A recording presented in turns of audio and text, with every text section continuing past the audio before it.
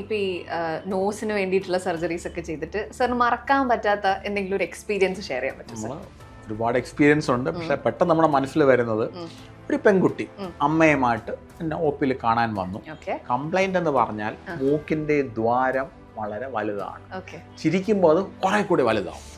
പക്ഷേ വളരെ ഭംഗിയുള്ളൊരു കുട്ടിയാണ്. പക്ഷെ അത് അവർ പറഞ്ഞ ശരിയാണ്. അവരൊന്ന് പറഞ്ഞു, ഡോക്ടറെ ഒരുപാട് പയ്യന്മാരെ കാണാൻ വരുന്നുണ്ട്, കല്യാണം ഒന്നും ശരിയാവുന്നില്ല.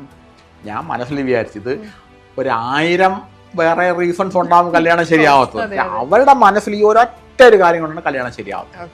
ഞാൻ ശരി, അതാണ് പ്രശ്നമാണ്, നമുക്കത് ശരിയാക്കാം. ഞാൻ ഓപ്പറേഷൻ ചെയ്ത് മൂക്കിന്റെ ദ്വാരത്തിന്റെ നേഴ്സിന്റെ വലിപ്പം ഞാൻ കുറച്ചു, ഞാനത് നാരോ ഞാൻ ആക്കിക്കൊടുത്തു. ഒരു 6 മാസം കഴിഞ്ഞ് അവരെന്നെ കാണാൻ വന്നു. അപ്പം ഞാൻ ഓട്ടോമാറ്റിക്കലി ഞാൻ കൈ നീക്കി നീട്ടി കല്യാണക്കുറിക്കാണ് ഇപ്പോൾ. അത് ഡോക്ടറെ കൈ എന്താ നീക്കിയത്? ഞാൻ നല്ല കല്യാണക്കുറിയായിട്ട് വന്നതാണ് ഞാൻ വിചാരിച്ചത്. ഇല്ല ഡോക്ടറെ, ഒന്നും ശരിയാവുന്നില്ല. ഞാൻ എന്താ ഇത് മൂക്കൊക്കെ ശരിയായില്ല. അതെ ഡോക്ടറെ, പണ്ട് ഒരുപാട് പയ്യന്മാർ ഇവളെ കാണാൻ വരുമായിരുന്നു, ആർക്കും ഇവളെ ഇഷ്ടമാവുന്നില്ല. ഇപ്പോഴും ഒരുപാട് പയ്യന്മാര് കാണാൻ വരുന്നുണ്ട്, പക്ഷെ ഇവക്കാരെ ഇഷ്ടമാവുന്നില്ല.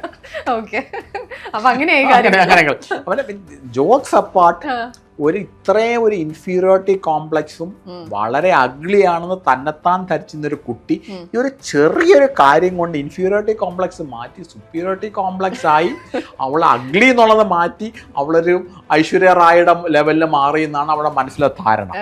ഇതിന്റെ മോറൽ ഓഫ് ദ സ്റ്റോറീസ് ഇതെല്ലാം നമ്മുടെ മനസ്സിലൊരു തോന്നലാണ്. എപ്പോഴും ഞാൻ വിചാരിക്കാറുണ്ട്, ഈ കോസ്മെറ്റിക് സർജറി നമ്മൾ ആക്ച്വലി ശരീരത്തിലല്ല നമ്മൾ ചെയ്യുന്നത്, നമ്മുടെ മനസ്സിലാണ്.